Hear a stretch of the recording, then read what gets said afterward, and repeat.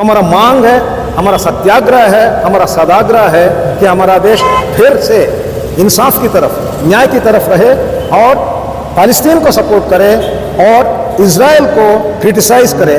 So right now the like single point agenda of Israel seems to be decimate the whole of Gaza Strip in the pretext that they basically it's a war against Hamas. Well, it's actually a war against the civilian Palestinian civilians. So that's what we are seeing unfolding right in front of our eyes. We are living through a genocide. I don't think that's very common. For at least in my lifetime, I don't think I have experienced something as grave, as dangerous, as shameful as anything like this. One side that's happening, and the other side the state government is trying to impose silence on the people. The people are trying to protest against the coming out in support of in a show of international solidarity. There is a crackdown on them. So this is for the first time the state government has agreed to such a peaceful protest here inside the designated place called Freedom Park. Whatever has happened so far, be it any protest outside this Freedom Park, it has been slapped with FIRs. Protesters have been slapped with FIRs. So the government that is supposed to uphold people's democracy, the dissenting rights of the citizens, is doing practically carrying out the same thing.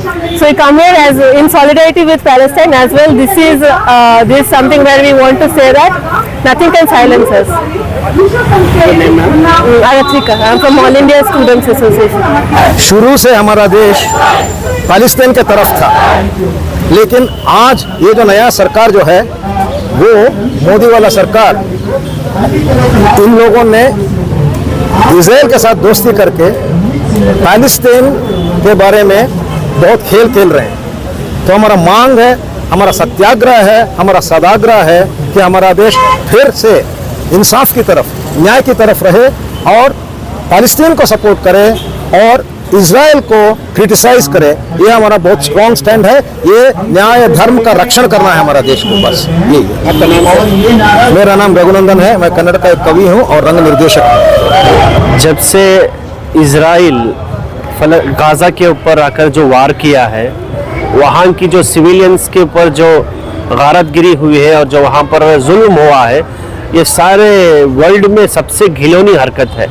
एक तरह से कहते हैं कि genocide, जबकि इसने अब तक बहुत सारे आकर वर्ल्ड के कानून तोड़ चुका है और साथ ही साथ एक निहत्थे और कमज़ोर इंसानों के पास, जिनके पास हथियार नहीं है, जिनके पास खाने को नहीं है, जिनके पास रिहाइश में सही सहूलत नहीं है, ऐसे लोगों के ऊपर जो ज़्यादतियाँ कर रहे हैं। इसलिए सारे यहाँ पर मुत्तहिद होकर हम यहाँ पर एक एहतजाज कर रहे हैं। इसमें हमारा भरपूर आकर ताउन रहेगा। आपका नाम? सलीम अहमद। कर्नाटका जो है ये क्लैंप डाउन करने में मैदान में या फ्रीडम पार्क में तो दूर, ये तो बंद कमरे में भी जो है बैन इम्पोज कर रही है। नस्ल कुशी है, ये तो सारी दुनिया कह रही है, हमारा मुल्क भी कह रहा है। अब आपने देखा होगा कि सेंट्रल गवर्नमेंट ने पहले जो उसका अंदाज था बात करने का, वो बदल दिया, पूरी तरह से बदला हुआ अंदाज है और फ़लस्तीन की हिमायत में है। कर्नाटक में हम ज़ाहिर बात है कि यहाँ पे कांग्रेस की सरकार है और कांग्रेस हमेशा से फ़लस्तीन के फेवर में रही है और अब भी है। जैसे बात हमारे बीच में आई है कि सोनिया गांधी जी ने जो लेखन लिखा है उससे भी वाज़ेह है बात, लेकिन हमें ये इस बात पर अफसोस है कि कर्नाटक सरकार ने पुरअमन एहतजाज करने के ताल्लुक से भी परमिशन नहीं दिया और उसके लिए बहुत सारे तंजीमें काम करती रही। और ये सिर्फ मुसलमान तंजीमें नहीं बल्कि जितने भी सिविल सोसाइटी में काम करती हैं, अमन और शांति के लिए काम करते हैं, सारे तंजीमों ने मिलजुल कर यहाँ परमिशन देने के सिलसिले में बहुत जोर दिया। लेकिन ये कह कर के रद्द कर दिया गया था कल तक भी कि फ़लस्तीन के हिमायत में या इसराइल के ख़िलाफ़ में हम एहतजाज करने की इजाज़त नहीं देंगे। बात एक अच्छी ये हुई कि कल वज़ीर आला ने उस बात का इकरार किया कि कुछ गलती हमसे हुई है और हम दस्तूर के लिए, अमन के लिए, शांति के लिए जो भी प्रोटेस्ट करेंगे हम उनको परमिशन देंगे।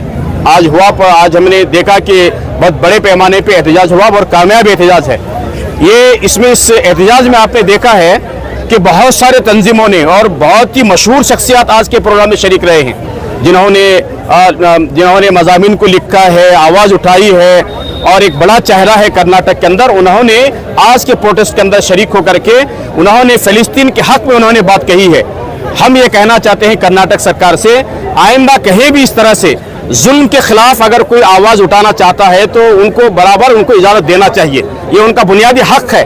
तो अगर सरकार इस तरह करती है तो जाहिर बात है कि इजाजत देना ये अपने दस्तूर की बात होगी, अमन और शांति की बात होगी और जमहूरियत की बात होगी। तो आइंदा सरकार इस सिलसिले में गौर करना चाहिए।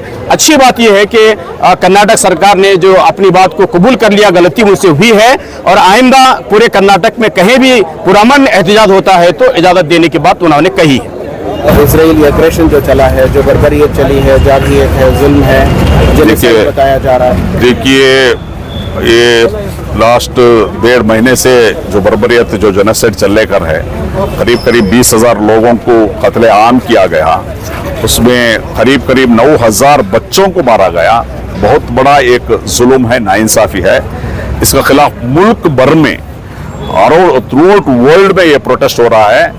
आज फ्रीडम पार्क में कर्नाटक के तमाम तंजीमें, तमाम जो प्रो पीपल तंजीमें, अलग अलग ऑर्गेनाइजेशन, किसान का ऑर्गेनाइजेशन, सब मिलकर आज एक जो प्रोटेस्ट एहतजाज जो किया है और पैलेस्टीन का फेवर में, पैलेस्टीन का फ्रीडम फाइट का फेवर में आज हमारा सॉलिडारिटी हम लोग सब मिलकर इधर दिखाए हैं। इस टाइम में 1.5 महीने से आप देख रहे हैं, जब इसराइल का जो अग्रेशन शुरू हुआ उस टाइम से ही अलग अलग organisation, particularly social democratic party of India, तो फर्स्ट हम लोग पूरा कर्नाटक में एहतजाज के लिए जो परमिशन को डाला, वो परमिशन नहीं किया, कई जगह परमिशन हुआ, उधर अरेस्ट किया गया, मैसूर में प्रिवेंटिव अरेस्ट किया गया और नोटिस दिया गया, बहुत सारे FIRs हमारे ऊपर दाखिल किया गया।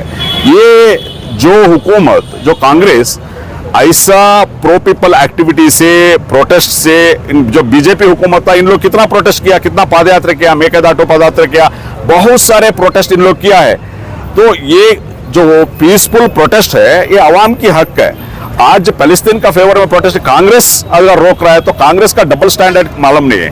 मैं कांग्रेस को पूछना चाहता हूं, देखिए आपका कांग्रेस का जिम्मेदार, कांग्रेस का लीडरशिप जाके दिल्ली में पैलेस्टीन का एम्बेसडर को जाके मिलकर सॉलिडेरिटी डिक्लेयर करें। सोनिया गांधी जी द हिंदू में आर्टिकल लिखते हैं पैलेस्टीन का फेवर में। आपका केरला का कांग्रेस कमेटी बहुत बड़ा एक एहतजाज पैलेस्टीन का फेवर में 2 दिन पहले किया है। और दूसरा, इनका CWC सेंट्रल वर्किंग कमेटी में पैलेस्टीन का फेवर में रेजोल्यूशन पास किया है। ये तमाम होने के बाद भी कर्नाटका का कांग्रेस हुकूमत क्यों पैलेस्टीन का खिलाफ है? क्या एक क्लियर बता दो आप इसराइल का फेवर में नहीं तो क्यों इसका रुकावट ये कर रहे हैं? सही करना है।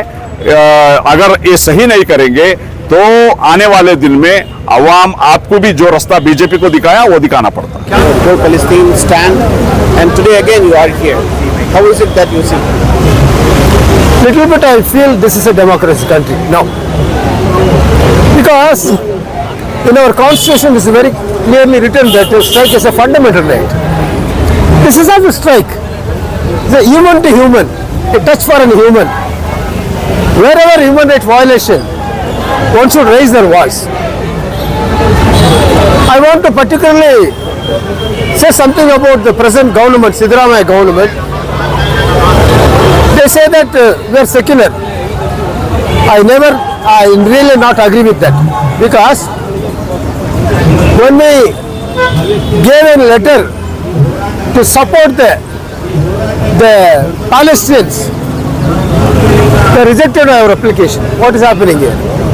And the same chief minister on 15th of the last month, when in the book release of the Marla Siddhappa, he has assured the audience that the next day he is going to speak with the Advocate General.